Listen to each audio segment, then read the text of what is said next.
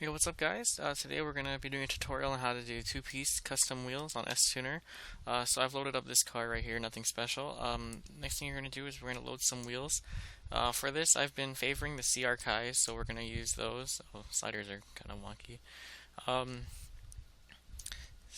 as you can see, unlike some of the wheels, the CR Kais do not have an inner multi-piece element. I'll load up one for example, like you have the SP ones are probably a really good example. Um, when you load them up, it has the rivets right here, the two-piece element. So we're gonna pretty much be giving that to the CR Kais using the beadlock. Uh, the first thing you want to do is you're going to adjust the wheels how you'd like. Um, as you can see, my sliders are acting kind of dumb. Complex tires, because if you don't, well, you should. Um, see, we're gonna go ahead and we'll drop this thing as well. I don't know why it's doing that. When I do the two-piece CR Kais, I do like to dish and concave them a little bit. So you gotta adjust the rear axle a little bit. Okay. So, like I said, you're gonna set up the camber and everything first. Before we start working on the two-piece element, we're gonna get all the offsets squared away.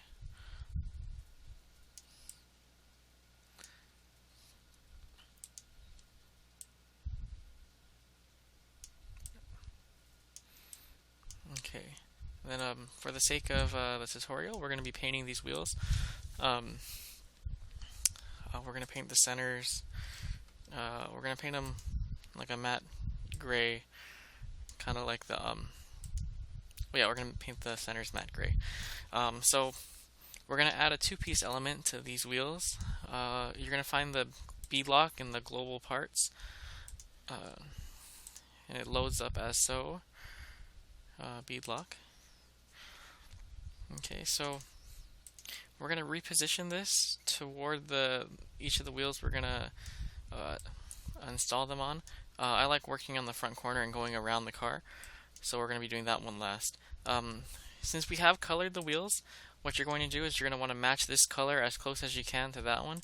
If you paint the wheels first, you have the code right here, so we're going to edit the code in, and then we're going to try and match the reflectiveness as much as we can. You don't have to match this to the lip color, but I match it to the center color. So we're also going to get the camber amount from the wheels tab. So on the front wheels, we have -5 degrees camber. So you're going to camber the beadlock in 5 degrees using the rotate Z. You're going to rotate it inwards 5 degrees. You'll know which way you're going once you load it up. And then you're going to position it as best as you can in the middle of the wheel so we can do some more finer adjustments.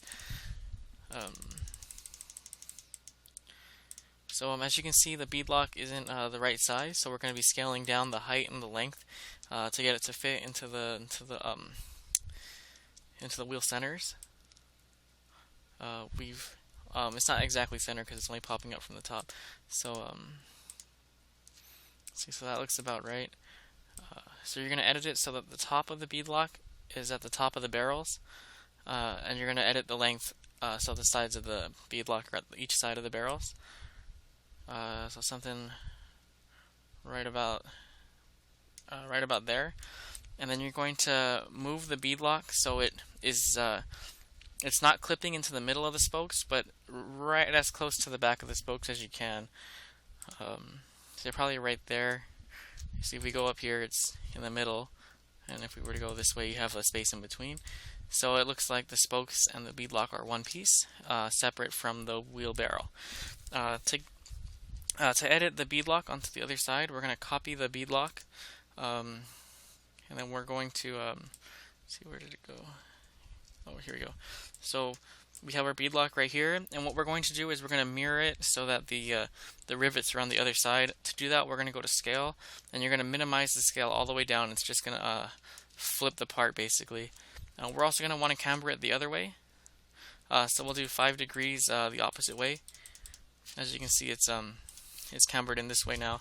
And theoretically, the front and back and up and down sliders don't need to be touched. You just have to adjust it left and right.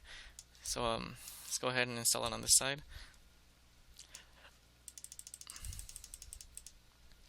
Okay, so there we go. So we have it on both of the front wheels. You have CR Kais with a two-piece style.